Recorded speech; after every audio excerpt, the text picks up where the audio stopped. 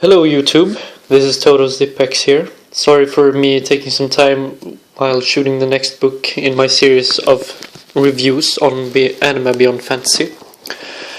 I've been moving to a new city and I've got myself an apartment, and now I'm working at 2 jobs at the same time, so I'm very stressed and I've had very little time to even record this video, so I'm actually gonna just do a short one.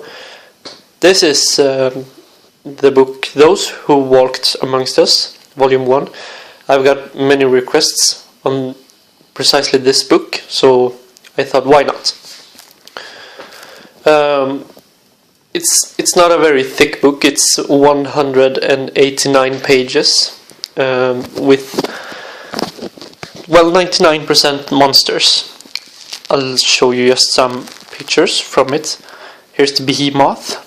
And it's the books. It's not like in Dungeons and Dragons where you have your level, you have your skills, you have his attributes, and then that's it. Because when looking at a monster like the behemoth, you actually gotta look here at, for example, he has an effect called Blooded Hands, and Mizir or Bloody Hands that here all.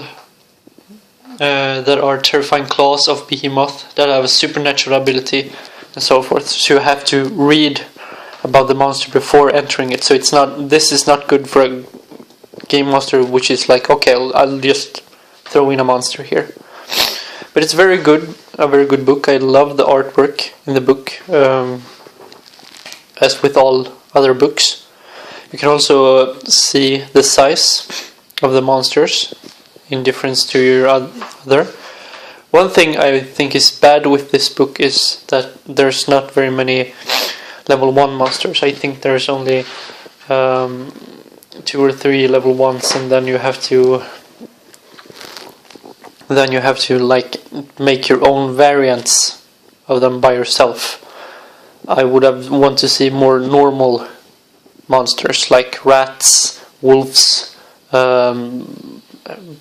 bears, dire bears, such things. And in this book comes 3 more rasas.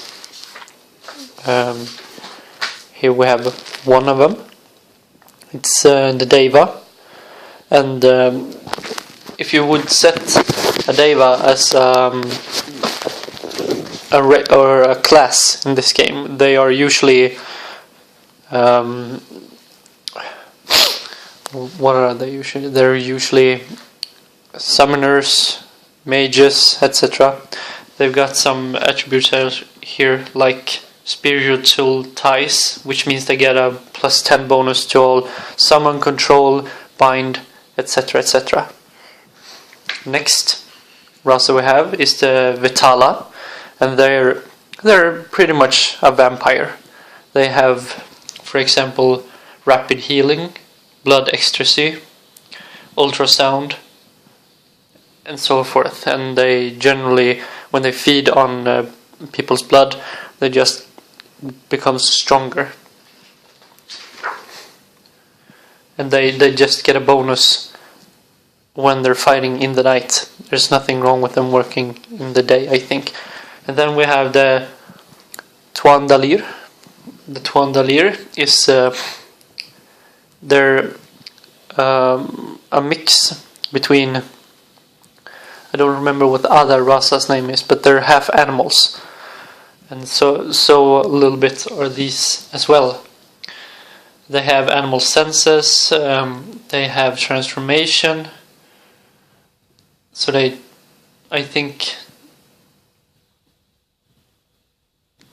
either they transform into an animal or they just get animalistic parts, for example arms, legs, tails, etc. etc. And I think that's it. Then there's some extra rules here for abilities and powers for creating your own monsters. Nothing more, nothing less. Then you got some more alternative combat systems like dramatic combat, mass combat, which means if you're fighting many opponents at the same time and you need to strike 2 or 3 at the same time. And you also got this chart of monsters' size. And here you can see, here's all level 1.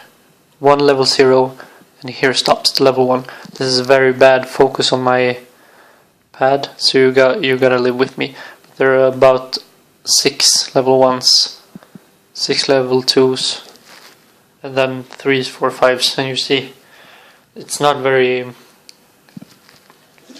good in many ways. But I really like the book, and for those of you that wants more monsters, at least, you should buy this book. If you want me to do a review on another book, which you really think I want to know more about this book, I'll do it, or in at least about a week or maybe a day I'll do a review on the next book. This has been TotoZipX. Thanks for watching, and I thank every subscriber that's subscribing to my channel right now. Have a nice day. Bye.